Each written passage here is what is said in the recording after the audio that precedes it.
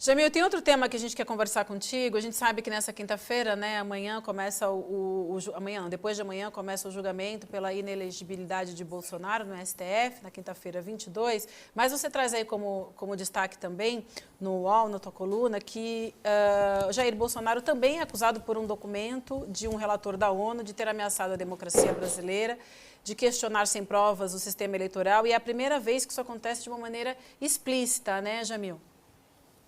Olha, muitas vezes a gente fala, teve uma denúncia na ONU, mas na maioria das vezes nós estamos falando de grupos brasileiros ou ONGs que levam esses casos para a ONU.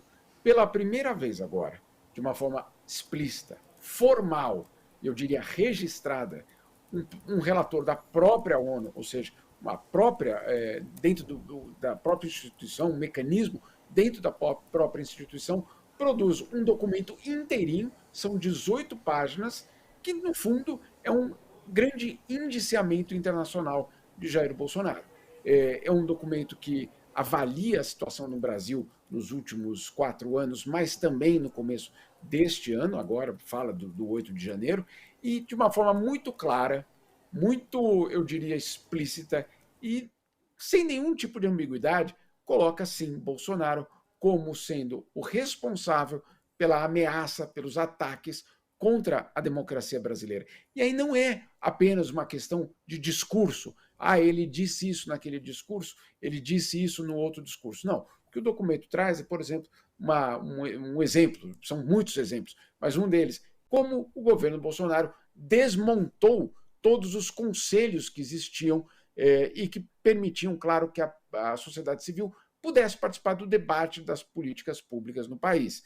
Isso é só um dos exemplos. São vários os exemplos que esse relatório traz e que mostra, segundo pelo menos o relator da ONU, que existe uma relação direta entre o governo Bolsonaro e o enfraquecimento da democracia. Fala também do dia 8 de janeiro, enfim, é um documento extremamente importante porque agora, de uma forma claríssima, nós temos um documento internacional que fala com todas as letras que Bolsonaro ameaçou a democracia brasileira. O que vai acontecer agora? Então vai ter a Polícia Internacional, vai chegar, vai prender. Não, nada disso, não funciona assim. Agora, então, vocês diriam, então para que serve isso? É só mais um comunicado de imprensa, quase. Não, não é. Em primeiro lugar, e parece besteira isso, mas é extremamente importante, hoje temos um documento que está registrado nos arquivos da ONU que Bolsonaro foi uma ameaça e atacou a democracia brasileira. Ponto. Só por isso, depois de tudo que a gente viveu nos últimos 4 anos, ter um documento oficial internacional que diga tudo isso é, obviamente, algo muito importante de a gente reconhecer. Mas não é só isso. Daqui a 2 semanas nós vamos ter aqui em Genebra uma sessão do Conselho de Direitos Humanos para examinar esse relatório.